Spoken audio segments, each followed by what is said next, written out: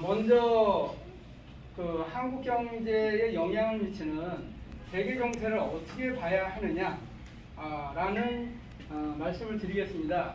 그래서 이제 큰 틀에서 얘기하면 투키디데스 함정에 빠진 미중 관계 속에서 한국 경제는 갈라파고스의 비극을 맞을 수도 있다라고 이렇게 정리를 해보겠습니다. 풀어서 말씀드리면요, 투키디데스라고 하는 것은 아테네하고 스파르타가 전쟁을 일으키지 않았습니까? 그 전쟁사를 쓴 사람입니다. 그래서 다시 말씀드리면 신흥강국이라고 할 수 있는 중국이 급부상하면서 기존의 강대국이라고 할 수 있는 미국이 그런 두려움을 느끼면서 최근에 나타나는 환율전쟁, 그리고 관세전쟁, 첨단 기술전쟁이 치열하게 지금 전개되고 있지 않습니까? 그런 상황에서 그 중간에 끼어있는 한국은 어떻게 해야 되느냐, 이런 얘기입니다. 그래서 예를 들어서 투키디데스 함정에 빠진 사례라고 했을 때는 청일전쟁이나 러일전쟁, 그리고 일본하고 미국 간의 태평양 전쟁 시기에 우리가 그 결과로 일제강점기라든지 남북분단이라고 하는 아픔을 겪었던 그러한 사례들이 있습니다. 그러면 이거는 결국에 한국 경제에는 어떤 영향, 그래서 갈라파고스라고 얘기했을 때 아시는 것처럼 갈라파고스 섬이라는 게 외부로부터 차단돼 있다라는 개념 아닙니까? 그런 식으로 이러한 국제정세 속에서 우리 한국이 제대로 대처를 하지 못하면 갈라파고스처럼 상당히 어려움을 겪고 있을 것이라는 비유로 말씀을 드리는 겁니다. 그래서 그런 상황에서 특히나 미중 대결 시기에 우리 정부라든지 우리나라 정책이 특정 가치나 이념에 편중된 형태로 나타났을 때 오히려 우리 한국이 어려움을 겪을 수 있다. 그런 거는 최근에 뉴스를 통해서 많이 보지 않겠습니까? 그래서 그러한 위기 상황에 놓여 있기 때문에 특히나 다음 선거에서 다음 세대보다는 다음 선거를 생각하고 국민보다는 자기 자신의 자리를 생각하는 이런 정치인들은 뽑아서는 안 되고, 이런 위기 극복을 위해서 같이 편향적이거나 쏠림이 있는 이런 것들은 지양해야 되지 않겠느냐라는 말씀을 드리겠습니다. 그러면은 인천은 어떠냐라는 말씀을 드려보겠습니다.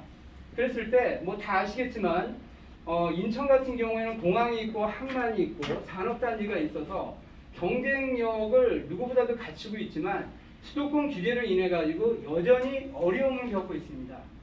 뿐만 아니라 인천국제공항이 있어서 항공산업이 활성화될 수 있음에도 불구하고 항공정비 MRO 산업이 경남 사천의 정치권, 힘있는 정치권에 의해서 지역 이기적인 입장에서 이 산업이 제대로 발전하지 못하고 있고요. 그리고 비수도권 지역에 있어서의 끊임없는 공공기관 지방 이전이라는 주장들 때문에 수도권 밀집지 때문에 인천에 있는 한국환경공단이라든지 인천국제공항이 있기 때문에 존재하는 항공안전기술원이라든지, 그리고 애초에 인천 송도에 입주했던 극지연구소를 부산이라든지 울산, 경남에서 가져가겠다라고 하는 이런 상황이 연출되고 있습니다.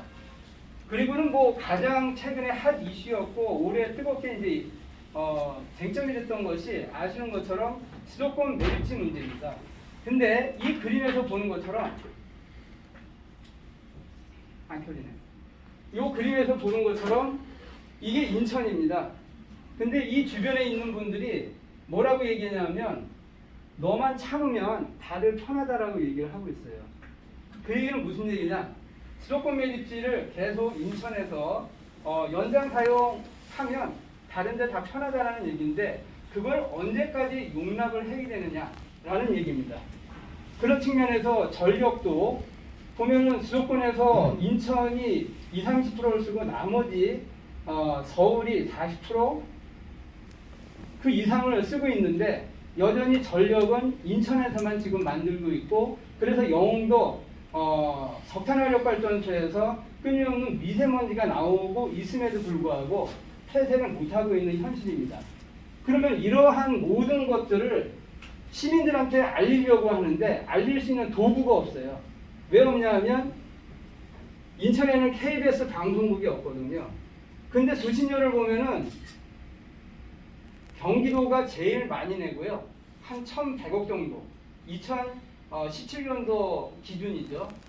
그리고는 서울이 1,000억 정도, 인천이 500억을 내서 그 다음으로 내고 있는 부산보다도 수신료를 많이 내면에도 불구하고 방송국 하나가 없어서 인천의 이런 현실들을 알리지 못하는 게 지금 작품의 현실입니다.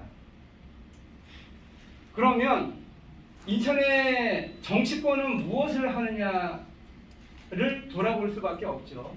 그래서 그 전에 큰 틀에서 보면은 최근에 이제 내년 대통령 선거를 앞두고서 아시는 것처럼 정책도 실종되고 네거티브 전만 그냥 난무하는 지금 20대 대선으로 흘러가고 있는데, 그러다 보니까는 유력 후보자들이 박빙 승부 속에서 제3지대가 꿈틀거리는 뭐 이런 형국으로 볼 수가 있고, 그리고는 대선의 결과가 늘 그랬듯이 지방선거에 막바로 영향을 미쳐서 대선에서 당선된 정당이 또다시 지방선거를 접근하는 이런 구도로 돼 있는데, 그렇다면은 인천 정치권은 인천의 현안 문제를 이런 정세 속에서 어떻게 풀어나가고 있느냐를 따져볼 수밖에 없는 거 아닙니까? 그런 상황에서 이분 아시죠? 이분 누구예요? 연초에 부산 시장 보궐선거가 치열하게 뜨거웠습니다. 그래서 가덕도에 신공항을 만들겠다고 민당 의원들이 뭐냐면 특별법을 추진을 했어요. 그런데 공항 전문가들이 얘기를 합니다. 가덕도 신공항이 생기면 또 하나의 허브공항이 생기기 때문에 인천공항이 둘 다 망할 수 있다라고 진단을 했어요. 그런데도 불구하고 부산시장을 쟁취해야 된다라고 해서 인천의 국회의원이 주도적으로 나서서 뭐냐면은 공동 발의에 참여를 해가지고 욕을 바가지로 먹었습니다. 그리고 수도권 메리트 문제를 얘기를 해볼게요. 보면은 이재명 후보가 오셨는데 기자간담회에서 수도권 메리트 문제는 어떻게 풀어야 됩니까? 박남춘 시장은 2025년에 꼭 종료를 해야 된다는데요 라고 질문을 했더니 그거 현실성이 있나요? 라고 얘기를 하고 갔어요. 그리고는 이게 부산 KBS에서 나온 재작년 영상입니다. 이미 부산에서는 공공기관을 이전해야 된다라고 하는 국회의원 설문을 KBS가 방송을 했는데 거기에서 급지연구소가 이렇게 들어가 있어요. 그리고 최근에 이제 쟁점이 되는 건데 국가 기반 시설이라고 할 수 있는 항만을 지금 민영화하기 위한 법률 개정이 2020년, 2019년도에 이루어졌더라고요. 그래서 오늘 국회에서 지금 토론회하고 왔는데 이 말씀을 드리는 이유는 공항, 항만 이러한 기반시설과 민원이 다 인천 시민들의 생존권과 미래의 먹거리하고 직결되어 있는 사안인데 정작 인천의 정치권은 무엇을 하고 있느냐라는 얘기입니다. 이러한 상태에서 내년 대선에 누가 대통령이 돼서 인천한테는 아무 의미가 없지 않느냐라는 이제 의문들이 드는 거죠. 그래서 이러한 이슈들을 불가피하게 저희들은 연초부터 뭐 이미 진행을 했지만은 적극 이슈화해야만 인천의 먹을거리를 지키고 또한 우리 차세대를 위한 기반들을 쌓을 수 있지 않겠느냐는 말씀을 드리는 겁니다. 그런 상황에서 희망을 하나 찾아보면 여러분들도 아시겠지만은 30년 전만 하더라도 인천 출생한 분들이 몇 퍼센트나 되지 뭐 이런 얘기해서 아시겠지만 30년 전에는 30% 이상이 충청에서 태어나신 분들이었어요. 그런데 2019년도 인천시가 사회지표 조사를 했는데 어떤 결과가 나왔냐면 인천 출생자가 38.7%가 나왔습니다. 그리고 서울이 13%, 호남, 충청 이렇게 됐는데 왜 이런 현상이 벌어졌는가를 분석을 해보니 2세, 3세로 넘어가면서 인천의 출생자들이 늘어날 수밖에 없죠. 그리고 서울은 왜 이렇게 많을까? 신도시가 만들어지면서 유입인구들. 그러니까 이 말씀의 요지는 그런 겁니다. 예전에는 지역의 현안 부분에 대해서 사실은 별로 관심이 없었어요, 유권자들이. 그런데 이러한 인구 구조의 변화 속에서 이제는 인천 얘기를 하기 시작한다는 겁니다. 그러면서 특히나 신도시의 맘카페지 등등이 그러한 하나의 사례들이 될 수가 있고, 특히나 연령대로 보면은 이러한 인구 구조를 가진 곳이 소위 MZ세대라고 얘기를 한다면, 이들은 특히나 공정 그리고 자기 실익 이런 부분에 더 가까운, 그러니까 그런 부분에 더 강조를 하는 친구들이에요. 그러다 보니까 아버지 고향이 내 고향이라고 하는 것은 저희 김성원 처장 세대에서 가능한 얘기고, 이 친구들한테는 철저하게 자기네 이해관계, 자기가 살고 있는 동네의 문제에 천착할 가능성이 굉장히 높다는 거죠. 그래서 이 속에서 우리가 희망을 얻어야 되지 않겠느냐, 그리고 인천의 목소리를 내야 되지 않겠느냐는 말씀을 드리는 겁니다. 그래서 내년도 사업을 정리를 해봤습니다. 아까 우리 두 분 대표님이 말씀하신 것처럼 내년이 인천경신전이 창립 30주년이 되는 해입니다. 그래서 여기에 나열된 것처럼 인천에 먹고 사는 문제에 대한 아젠다를 상공회의소랑 공동으로 만들어서 발표를 했고, 대선 후보자들에게 전달을 했고요. 그리고 우리의 목소리, 우리의 담론을 만들어야 되지 않겠느냐. 너무 이 언론 기반이 취약하다 보니까, 그래서 지금 현재 인천경신전 TV 개국을 준비 중에 있습니다. 뿐만 아니라 기존의 정당 체계에서 나온 후보들이 정말 인천 시민의 의견을 대변하고 있는가라는 측면에서 우리 유권자 연합이라고 할 수 있는 형태에도 시민한테 공천권을 줘야 된다는 취지의 헌법소원을 준비를 하고 있고요. 아까 말씀 나눈 것처럼 우리가 그만큼 KBS 수십 년 내면 그만큼 돌려줘서 그 자금을 가지고 우리 지역 언론을 활성화시키겠다라고 하는 사업들을 준비를 하고 있습니다. 그리고 이제 오늘 출범식을 하겠지만, 저희가 그동안에 정책적 담론을 다루다 보니까 전문가 집단들을 하고 주로 활동을 해왔는데, 이제 현장에 있는 주민들하고 연대해서 현장의 목소리를 담아서 소위 정치권이나 정부에게 전달해야 된다라는 생각에 경신전 지구 출범을 오늘 드디어 출범식을 하게 됩니다. 그리고 대통령 선거하고 지방선거를 겨냥해서 이미 인천의 주권을 찾는 여러 가지 공약들을 제안을 해놓은 상황입니다. 그리고 이제 네 번째 사업은 여러분들이 느끼실 겁니다. 크게 정부까지 가지 않고 민선 7기를 보면 선거운동 해줬다고 그 사람들한테 자리 주고, 그리고는 정부 지원금 주고, 이런 형태의 혈세 기관장을 잔뜩 만들어놨어요.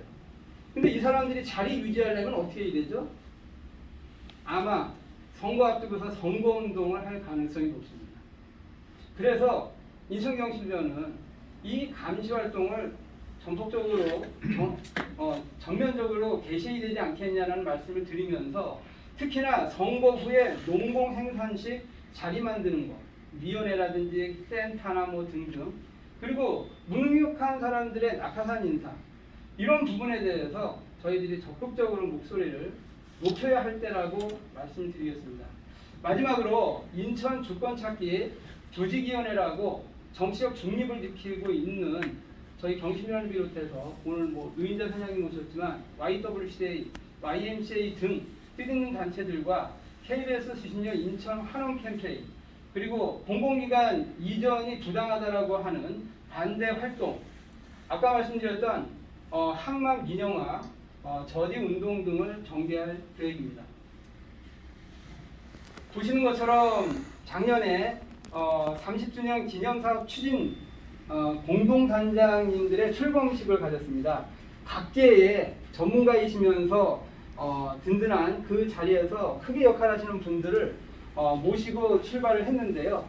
그래서 그 연장 사업으로 상공인수랑 경제주권 아젠다 기자회견하고, 그 다음에 시청자 미디어 센터라고 정통부 산하의 이제 공공기관인데요. 저희 경실련 TV 개국을 위해서 상호 업무 협약을 맺은 바 있습니다.